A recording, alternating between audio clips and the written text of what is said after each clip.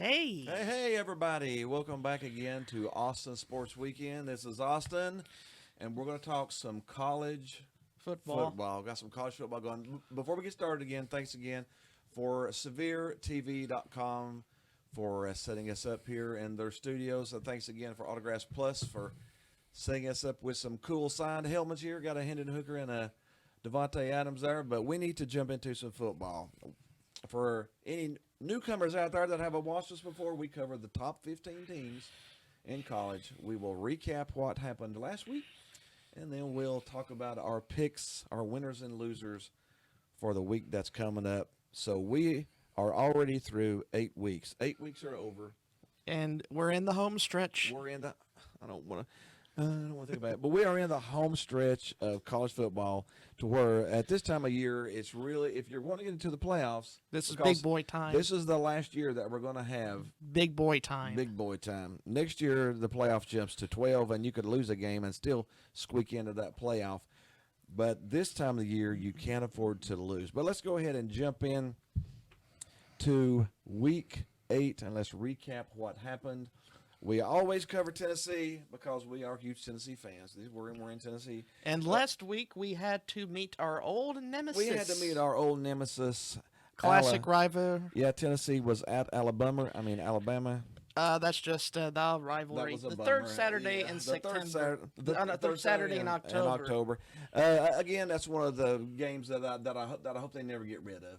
Alabama's been dominant over us for the last 10 years or so, but that's one of the games that I don't want to give up the Alabama game. I don't want to give up the Florida game. So Those hope are that two they keep classic those going. rivals that Yeah. Tennessee's had a lot of connections Forever. It's been over 100 years. for Alabama in For this Alabama. case. So yeah, but anyways, Tennessee went into the game. It started and hot. honestly, at the first of the year, I had Tennessee guaranteed 2 losses.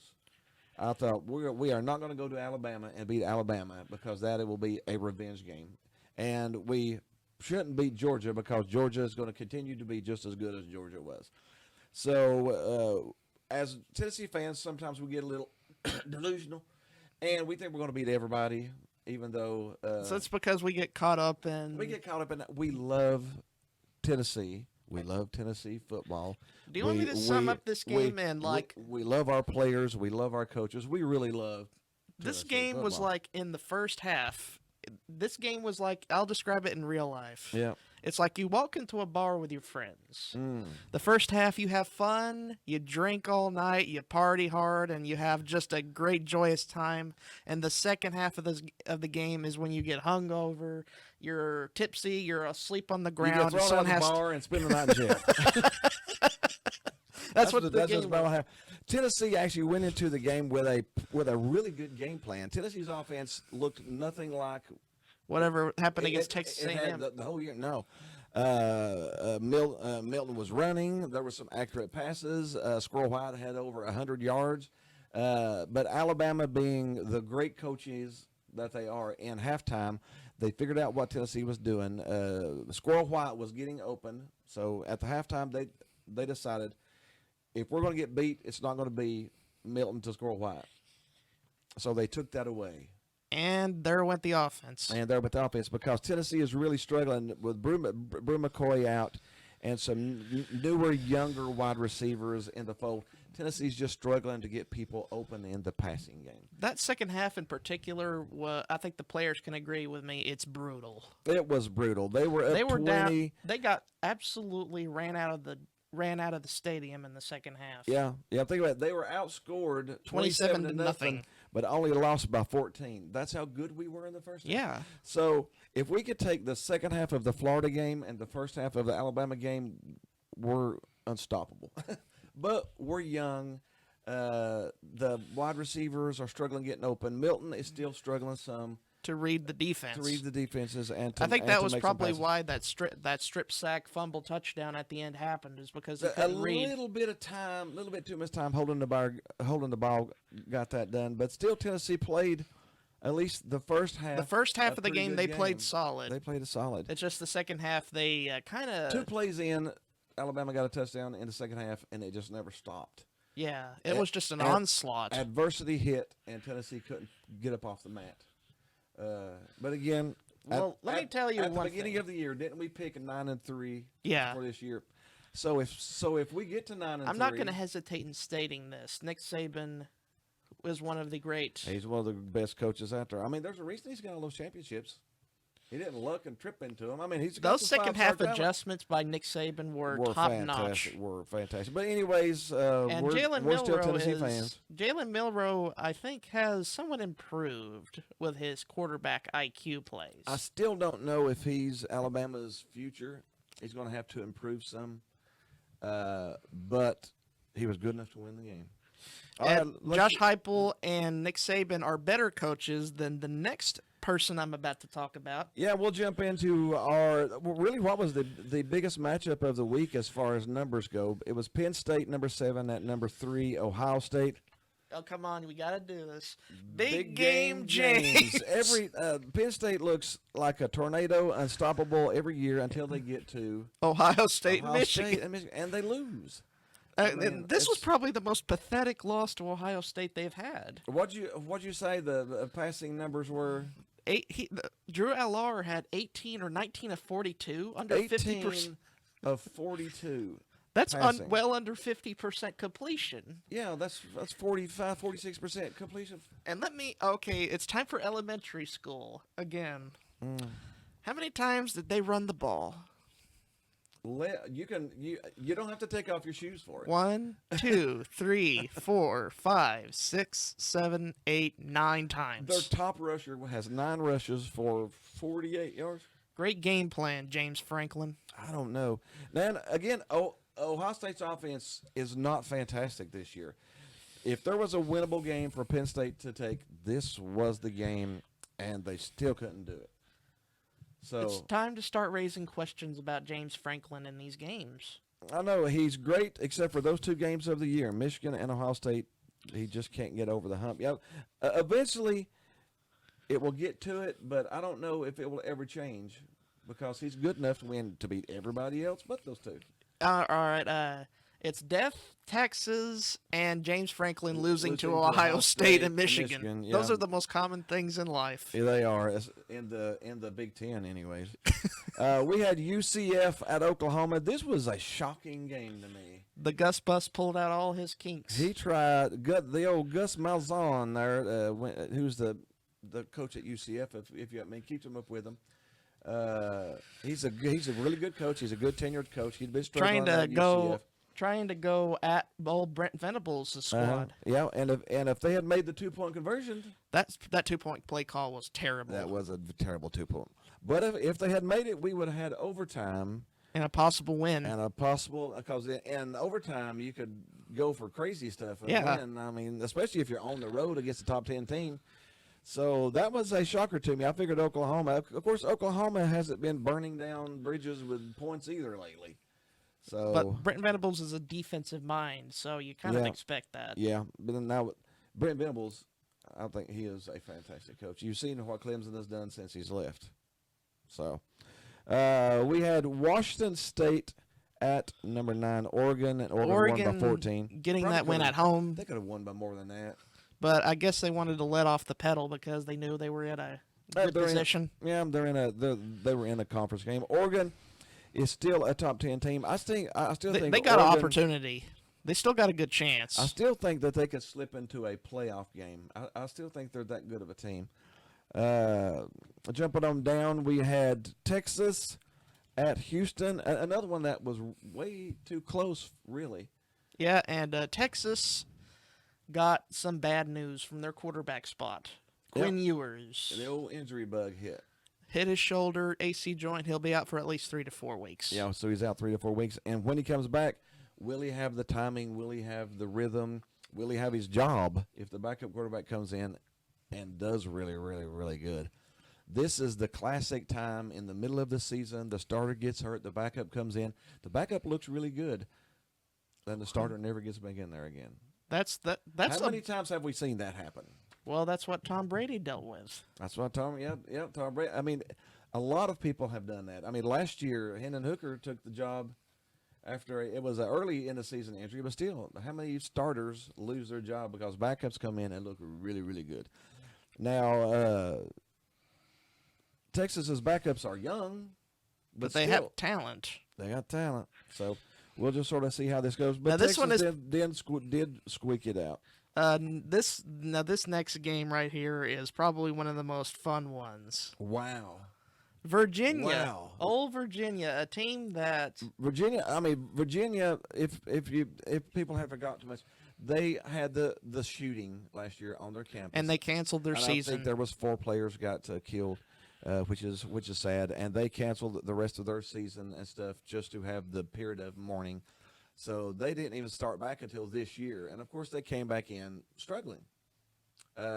Trying to find their identity and really trying to scrape for everything they got. So they were 1-5 coming in It to a seemed rival like game with that North was 5-0 Carolina, or 10, 6-0. number 10 in the country, North Carolina. There seemed like there would be no hope of winning. No, I mean honestly, this should have been a double-digit loss because you're 1-5 going up against a 6-0 But they in never. North Carolina, not in Virginia. We're in North Carolina here. But they never quit. No, Virginia. It was almost. I mean, I'm not a Virginia fan, but it was good to see, wasn't it? I mean, it was sort of That win, especially your second win of the season, being against a top 10 opponent on the road. on the road in conference. In conference play, that will definitely bring a That's- lot of positivity that- towards that community of Virginia. That is a program booster too. Yeah. I mean, that is a recruit that was teeter-tottering. As I'm like, I think I might go to Virginia. That's one of those program-changing wins whenever you're trying to rebuild. It is so it's shocking for North Carolina, but good for Virginia there. We had our buddy Lane Kiffy there at Ole Miss. Lane Kiffin's one of those interesting characters. He is very interesting. He's strange sometimes. He goes on 4th down almost every Single time, but at least he's smarter than Brandon Staley at he is using it. he is Brandon State. They were at Auburn, and this was a rivalry game. I warned about this one. It might be closer than what people think because Auburn's bad, but they're at Auburn. This is a rivalry. Auburn was bad, and they played Georgia tough in a rival game. So you never know. Yeah, Ole Miss won 28-21, but Auburn should build that on that defense, though. They played Yeah. mostly good throughout the game, Yeah. but their offense let them down. their offense. Honestly, they haven't had much of an offense ever since Cam, have they? Really? Yeah, that's probably one of the big The big things, they haven't had that consistent super, offense. that super quarterback, that consistent offense, or that huge running game. Now they used to have some of the best running backs in the league. Bo Jackson. I mean, they've had that type of talent, Yep. But that's what they need to. That's what they need to do is try to do a little rebuild there. Now this is the biggest blowout of the week. We had Michigan at Michigan State. Michigan State. This game was like Michigan State's in complete turmoil right now with all of the their problems off the field issues are just problematic. are just problematic, yeah. And they and Michigan's having a bunch of off the field stuff that you can look up on your own time. Yeah, Michigan beat Michigan State like they had their playbook or something. 49-0. 49-0. That was a That's slaughter. Yeah, when you don't even get close enough for a field goal when it's a rivalry game, That's brutal. that is brutal. Now Michigan, honestly, all the joking aside and all of the off-field allegations aside, Michigan's probably One of the best teams in the country. they are definitely the best team other than Georgia, and they might be better than Georgia as far as talent goes. Possibly. They've had a good defense the entire year, and the last 3 games they have found an offense that are scoring at will. It seems, but again, when we get up to that Michigan Ohio State game, that'll really tell us how things are going. We had Duke at Florida State. Duke had it really close up until they lost their quarterback, and then it was over. Yeah, Duke was actually pulling ahead, keeping it close, 20-17. And then the old talent card Florida State had. Here you go. Here's your Uno. Duke's quarterback must be the glue that holds it together. And when he let out, when he went out, they didn't score another point. I mean, 0. They had 20 points on a number 4 Florida State and was fighting them tooth and nail, and then they did not score 1 point after that. So I don't know if the air went out of the balloon and the whole team got deflated, like, oh man, because sometimes you can do that. I think Florida State though. Florida State is good. They are good. They are pretty good. And Let's just say very good. And this was at Florida State, so it was Duke at Florida State fighting tooth and nail. Florida And I State is a think- tough home field advantage. I think when they lost the quarterback, the air just went out of the balloon. Plus, I think that quarterback, he must be pretty good. Jordan Travis. He must be pretty good. Mike Norvell, I really apologize to you for all the things I said about you. Yeah, because he's actually turning that team around a little bit. He's turned that team around pretty significantly in 4 years. Pretty significantly, yeah.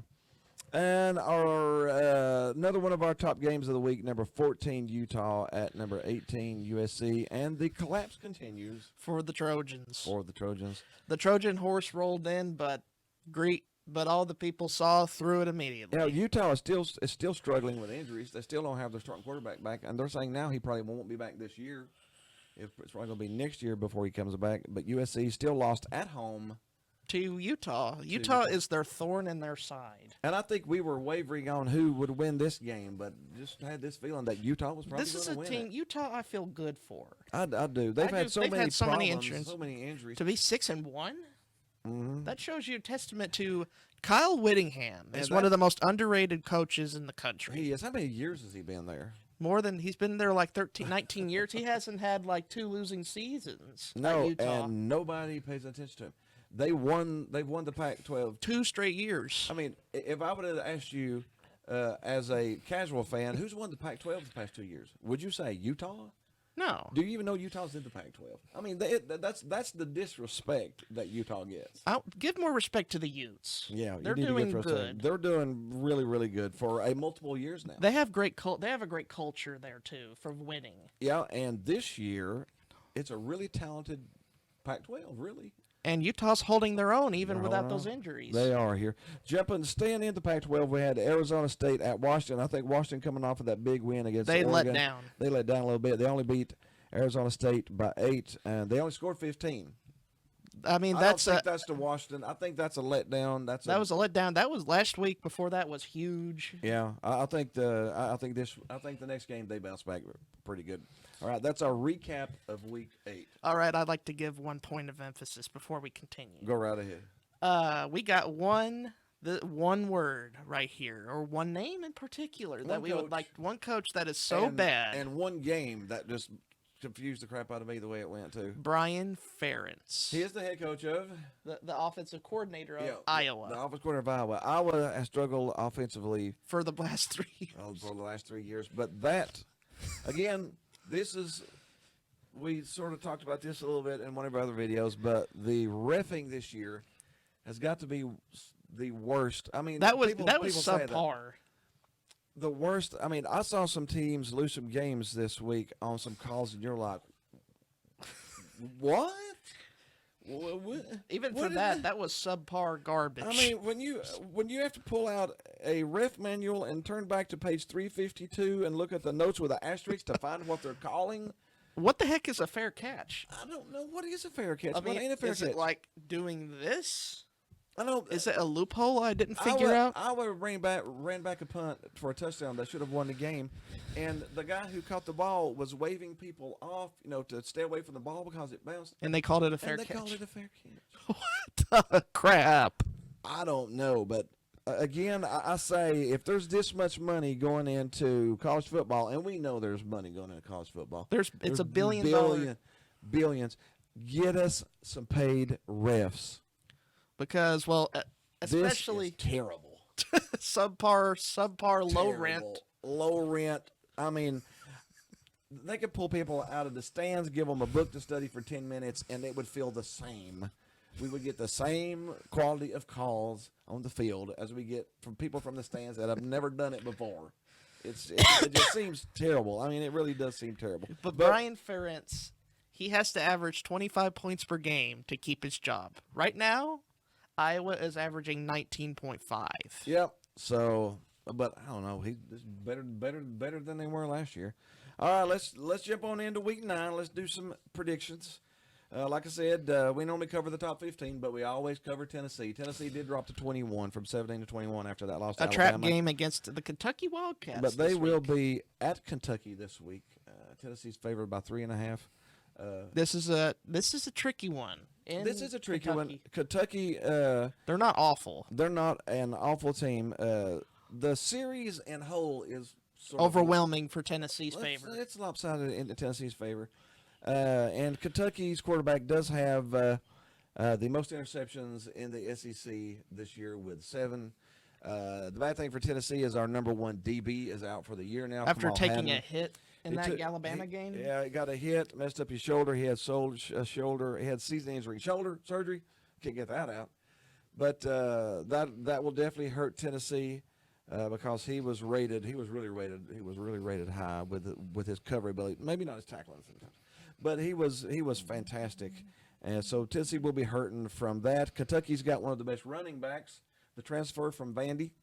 Rajay Davis. Yeah, averaging like 7 yards a carry. At Florida, he just ripped apart that team. But Tennessee's defense is only giving up 3.1 yards a carry this year on defense. So I think Tennessee matches up good in the areas that they need to. But Tim Banks needs to have a good game plan for this one, I believe.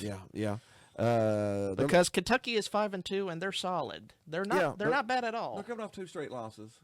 So but that was they're against reeling a little bit. Missouri and Georgia, the best 2 teams in the East right now, record-wise goes. So Tennessee favored by 3.5. I'm gonna take Tennessee. Take the Vols. Yeah, very rarely is this team. Is this game close? Sometimes it's close. Most of the time, it's not. So if Tennessee wins, which I think they should, then I think it'll be by 10 points or more. Honestly, so we'll take a little Tennessee here. Now let's jump into the rest of them. We got Florida State still ranked number 4 at Wake Forest. Wake Forest is not bad, but they ain't good either. I feel like Florida State should win this game. I think they should go up to number 3, in my opinion. Yeah, I think they should too. They've played better than Ohio State has overall as a team, I think. Yeah, definitely. Florida State's favored by 20 in this one. They'll probably beat Wake by more than 20. Yeah, that's going to be an easy dub. Oklahoma State at number 6. Oklahoma, not Oklahoma State. Yeah, Oklahoma. You said Stayed. Oklahoma State. No, I said Oklahoma stayed. Okay. Yeah, they stayed at number 6. Oklahoma at Kansas. Kansas isn't bad. They're not a bad team this year. It's not basketball, but they're not bad. Their basketball team is always really, really good, but I think Oklahoma got a scare last week, so I think they'll probably wake up this week. they probably will. They're back up to contention on just 2 years under Brent Venables. People were calling for his head last year. Yeah, people. People are just so gun shy. Sometimes fans and media Jump the gun on anything. Me and you both were talking. Last year. He's a good coach. It just Give takes him him a a little couple time. of years and Give give him a him little some time. years to build the talent up. Honestly, I didn't think he would be this good this fast. I thought it would take maybe his 3rd year before he started to come in. But right now they're 7-0. 7-0 is top 10. They're favored by 9. I think they probably win that over Kansas. We got Indiana at Penn State. Penn State drops Big to number. game, James. Yeah, Indiana is really, really bad. They are 2-5. And Penn State, of course, 6-1.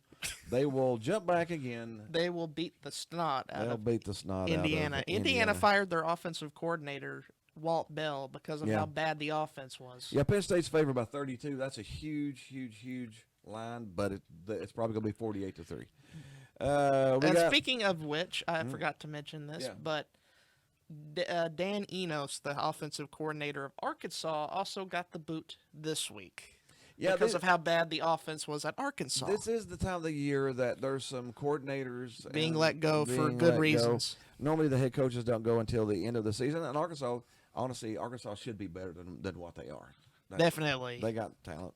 One of my favorite games to watch. The old cocktail party. Georgia at Florida in Jacksonville. That's a classic. It ain't at anybody's home. Florida's considered the home team this year, but it's in Jacksonville.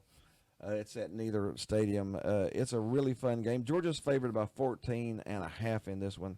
I think that may be too. They don't points. have Brock Bowers for this one. I think that's a little bit. I think that's a little bit too much of a points because Georgia has been playing up and down to talent. They may play up this week, but I don't think they will. I'll probably take. They don't Florida. have Brock Bowers. That's a big. I still loss. think Georgia wins, but it may be 10 and not 14.5. Yeah, 14.5 is basically 2 touchdowns and a field goal. So I think that'd be tough to do. Yeah, Florida isn't bad either, and No. Georgia's really good. So I doubt the idea of winning. Now Georgia wins, but not by 15. We got BYU at Texas. BYU again is not a bad team this year. They're 5-2. One win. I mean, I'm not saying they're going to win this game, but if they get another win, that gets you a bowl game. Yeah, this is a little bit of a scare for me. I don't know what Texas is going to be without Quinn Ewers. I don't know. They're favored by 19.